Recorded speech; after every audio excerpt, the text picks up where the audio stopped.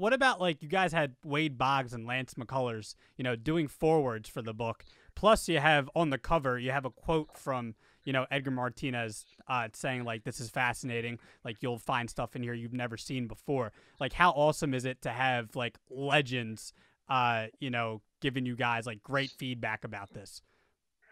Yeah, that was pretty wild. I mean, that's kind of why you do stuff like this. I tell people all the time. I mean, it's becoming more apparent now, but unless you're a really big name, you're not going to make a ton of money writing books. The publishers make a lot of the money. It's just a fact of the matter. If you're famous, you got a big name, you'll get some money up front. But if you're just trying to write from basically, we were from coming from nowhere for the most part. I had a little bit of name recognition just locally with my first book, but they took a total shot in the dark with us just based on Ryan's Twitter following alone. And it was just, when you have something like that on Twitter, when you have a social media presence, and maybe it wasn't entirely apparent about 6 years ago when we signed that first contract, but it goes a long way. It goes a long way to, all you need is Bryan Kenny to start noticing some of your tweets, and he uses it on MLB Network, or, you do some Tim Raines stats and you tag him to it and he starts following. And that's kind of how you get, these stars and these names in the game kind of following what you're doing. And that's what Ryan did. Yeah, I mean, were there any current or past MLB players that, not like Edgar Martinez and McCullers obviously and Boggs, but were there anybody that has reached out to you personally saying like, "Hey, this is amazing. Like, I love what you're doing." Do you have like a guy that maybe it meant a lot to you that person specifically reached out? Oh yeah, I mean, there's been a ton. Shoot, I don't know where to start. I mean, I know it was pretty awesome with the Bryan Kenny had a blurb for the back of our book, and he was tweeting some stuff. Jayson Stark had a tweet about our book when it came out. I mean, a bunch of people, and I owe pretty much all of that to Ryan, because I pretty much, I like to consider our like partnership. He's like Seth Rogen, and I'm like the other guy. I can't even remember his name. I think it's like McKay. Maybe that's Will Ferrell's guy, whatever it is. I'm the other guy nobody knows. And so Ryan is like the Seth Rogen. He's like the star.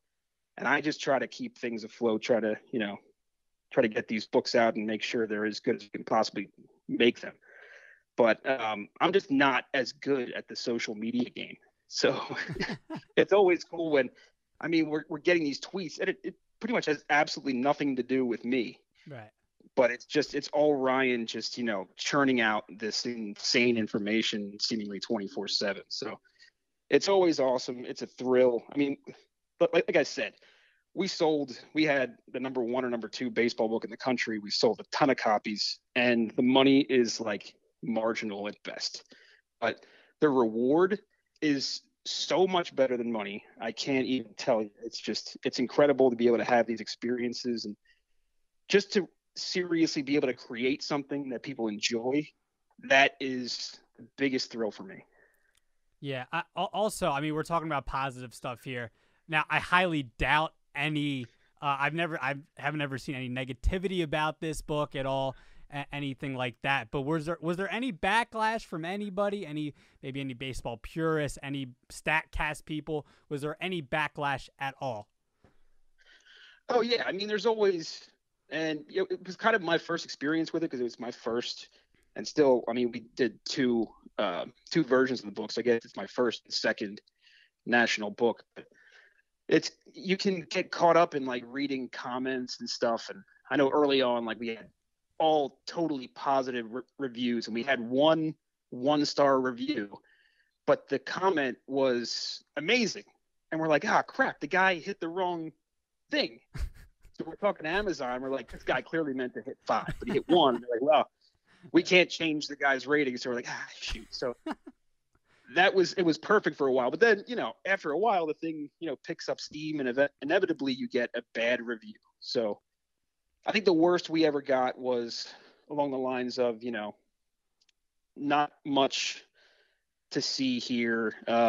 Just regular run of the mill stats. People just not so much impressed. And I get that because it's kind of, this world can be kind of nerdy.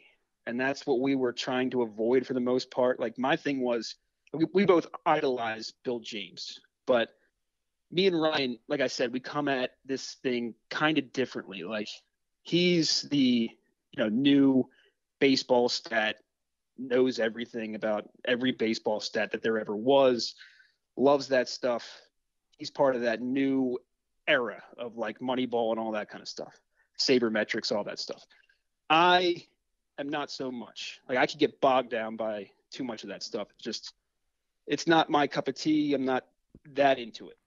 But I still, I have a romance for the game. Like, I like the art of it. So I think when he combined those two perspectives, that's kind of what we were going for. We wanted to not just we wanted a book that didn't just appeal to those nerds, but also, people that just casually enjoy baseball. Yeah, and I think it was a perfect mix, man. Because I see a lot of stuff where like there's a lot of stats where I didn't understand, some Statcast stuff, but I learned a lot from it, and I also, as a guy that just grew up just liking, home runs, RBIs, batting average, on base, simple things, like I can appreciate it like that. So I think it's that perfect mix. Now I want to know, because it seems like you've already kind of answered that, but like, what's it feel like knowing that you contributed to something like baseball that has such a rich history and an incredible, American pastime?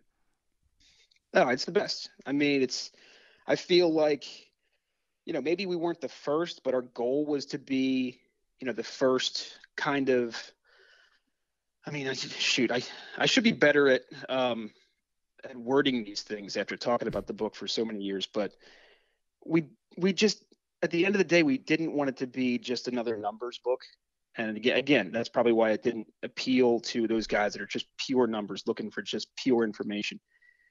We kind of thought we wrote like the first baseball stat and fact book that was just like an enjoyable read, like just enjoyable, fun kind of thing to sift through, and kind of had like a narrative to it. It's, each chapter is a team, but we really tried to get a flow going. We tried to mix and match stuff, get in, quirky stories and mix all that in. And I think, who knows, we were the first one to kind of do that and try to make baseball stats entertaining and, on like a narrative basis. But that's what we went for. We think we did a good job.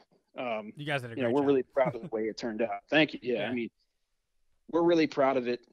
But I will tell you the one thing that nobody thinks about. I think people think when you write a book, there's just like, there's so many passes, and there are, you go through a million different versions of it, and, rough drafts and all that at the end, it should be perfect. By no means. I mean, we made a ton of mistakes the first time around. I mean, literally going out to press with a bunch of, typos and errors and all that kind of stuff. I mean, even this time around, Spader told me not to say what it is, but a little, what do you call it? An Easter egg for anybody out there. Kind of early on in the book, there's a pretty egregious error that we personally didn't make, but the editor did. They left off, I believe they left off a word or a name, and we just thought it was good to go. We never checked it when it went to go to the final print. So that was our mistake. But those kind of things happen all the time. And people think, when a book comes out, hardcover, hot off the press, that it's perfect. It's not. A bunch of books are that way. When you deal with this amount of information, you're bound to screw up every now and then. And you try not to let it kill you. But it really stinks when, like, especially the first time around, the book went out and we were all excited about it. And the first few days, book had a few tweets saying, what's this all about? Or, ooh, found an error.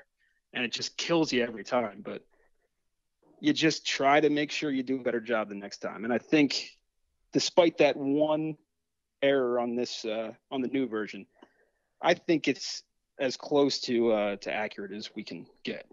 Right, and no book's going to be perfect. Nothing's perfect. Now, Yeah, I so think that's yeah, that's go a ahead. common that's a common misconception. And that's what I learned for sure, is that like there are books that go out there with errors. I mean, it just happens. We're only human, and maybe there's publishers out there that have teams of Harvard grads that you know pour over the book over and over and over and over again, so it is perfect. But we didn't exactly have that kind of manpower working for us.